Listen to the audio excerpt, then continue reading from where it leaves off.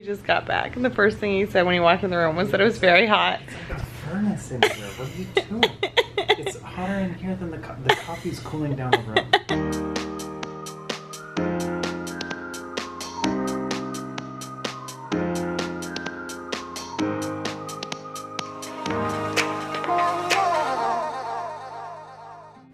It's on, it's recording.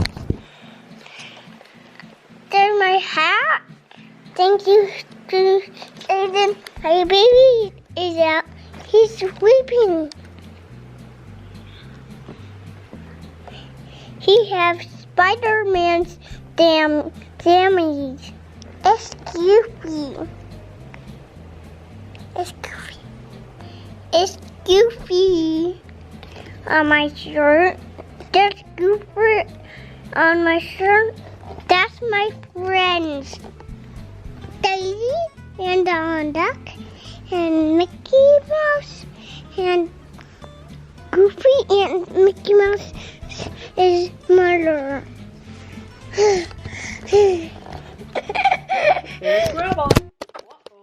Uh-oh. Bye-bye, guys. Okay, so here's where we're at. First of all, today is Luke's 1 week old birthday. So, yay! Happy 1 week.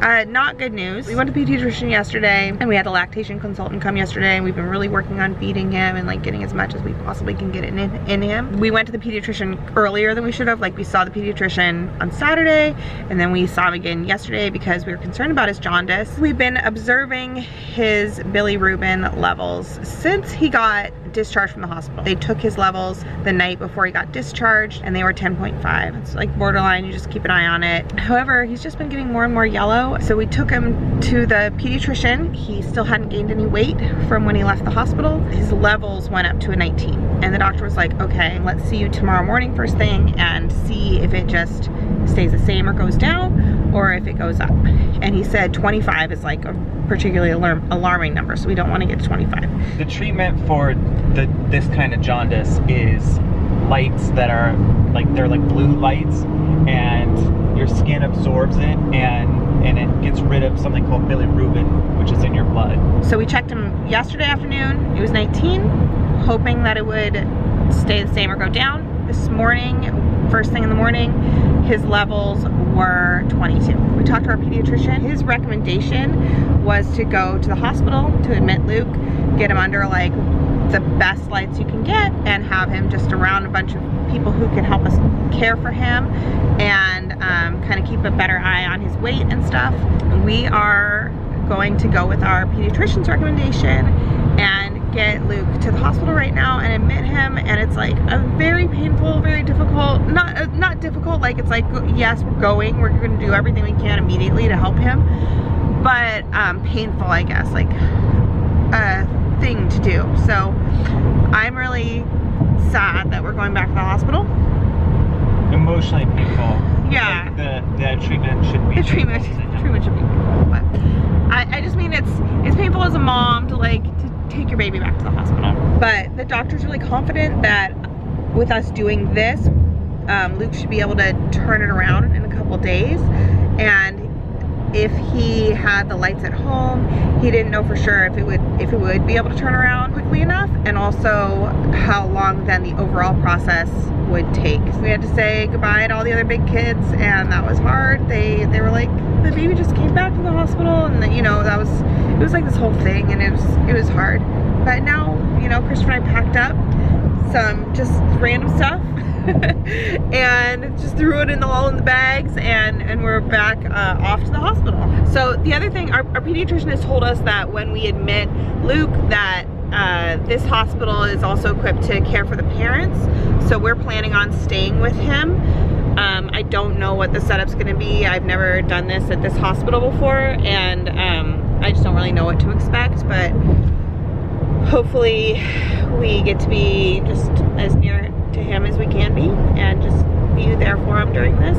Okay, we are at the hospital now, and they admitted Luke, and now he is in this box here, which was like really hard for them to take him and put him in the box because we're not allowed to take him out for long periods of time. So that kind of like made me a little misty-eyed to be completely honest with you. But he's in here now, and they have these bright lights that are kind of blue colored here and here, and they're aimed at him. And those lights help his body process things in himself that he needs to like evacuate. I don't totally know how to describe it, but basically there's like this stuff inside of his body that's like breaking down and needs to get filtered.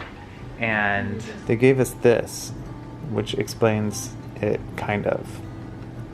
It's like the perfect temperature in there, and he needs to not have any clothes on so that as much of his skin is getting hit by that special light as possible. And we have these little portals here so we can go in and hold his little hand. Hey buddy. Oh. We can feed him and change his diaper through here. He needs to be in here overnight, and these lights are really bright, so they've got this little blindfold for him. It's padded. And at first he had this one on, but he kept like slipping it off and doing all sorts of wild stuff with it. So they gave him this one, which goes around and cradles the back of his head. See how it goes around the back of his head? It's hard to not be holding him, but I know he seems like super comfortable in there, and I know it's good for him, so it's good that he's in there, but it's a little sad I can't hold him.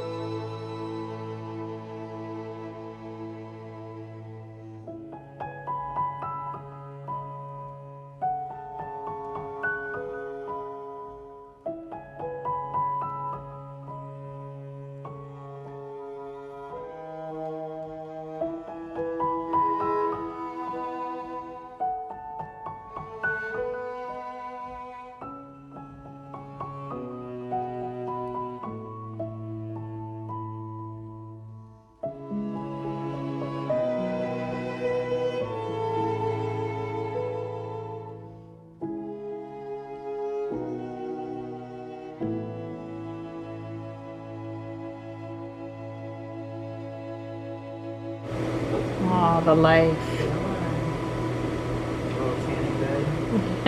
Warm and toasty in there, just getting fed while you sleep.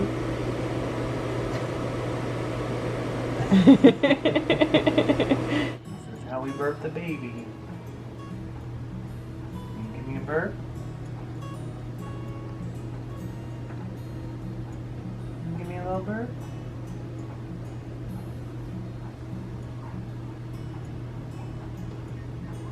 There's a burp. Did you hear it?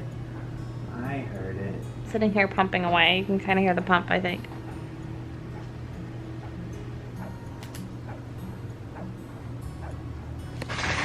Yes, get that milk. So Christopher just ran out to the store to get like a couple snacks and like coffee or something. And I will say they do feed us well though.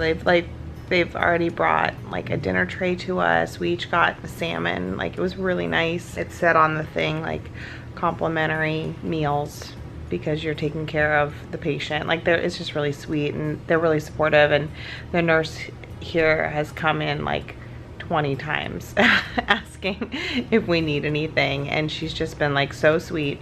And one of the things she did is while Christopher's away, I'm sitting here being like, I'm so cold, and Christopher runs warm, so I'm always very cold, but he runs pretty warm. And I was telling her, I was like, you know, it's pretty cold, because she was offering blankets and stuff. She was like, okay, well, I can check on the temperature, and she ended up turning the temperature up to 80 degrees. Which is like my dream temperature. But it's gonna surprise Christopher, I think. Oh, he just got back, and the first thing he said when he walked in the room was that it was very hot. It's like a furnace in here. What are you doing? It's hotter in here than the coffee's cooling down the room. That's what's happening. That probably won't last. Hey, buddy. You can kind of see where his mask was right here because it's still yellow, but the rest of you is turning so pink. How are you feeling? Kind of perking up a bit, huh, mister? That is so wild that you can see where his mask was. Yeah. Oh, bless you. Oh, Oh, sneezer. sneezy. Sneezy guy. Oh, are you ready for some food? Are you ready for some food? You gonna eat some food? Nope. Open up. Eat the food. Every time we try and feed him inside here, he would fall asleep because it's so nice and warm in there, and he'd just like get 2 little sips of milk and then just be like, I'm done, and then fall asleep.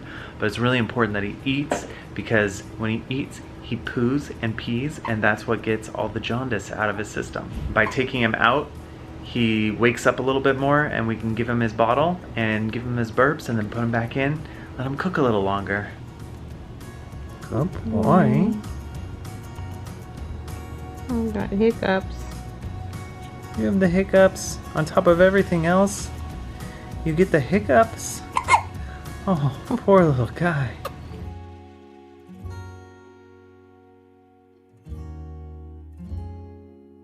So we just got some test results back.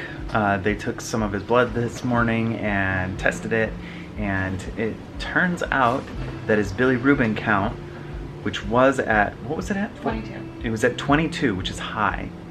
The doctor wanted him to get below 14, and he has a 12.9 this morning. Good job, buddy. Good job. Let's get the jaundice out, the jaundice out, the jaundice out. Let's get the jaundice out, the jaundice out, the jaundice out. Originally, the doctor was saying that he was probably going to be in here for 2 days. And this is the morning after we brought him in, and he's already at a level that it seems like they might discharge him today, which is really, really great. Yeah. The weight was low, like lower than my doctor's scale, but it's also a different scale, so they go by their scale.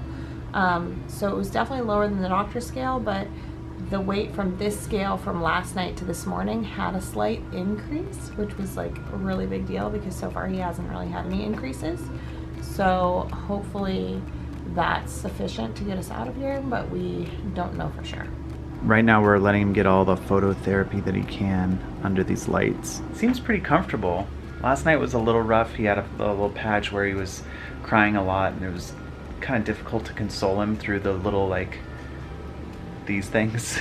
But now he's just like sleeping and nice and cozy in there, and he had a big meal. We take him out every time we feed him now, which I think has been really beneficial. We're just taking care of this little guy, keeping an eye on him. Look who just got his discharge papers.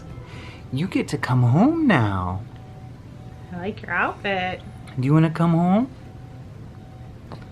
Yeah, Grandma picked up some preemie outfits, Look at this. You've which got fit him clothes that perfect. fit.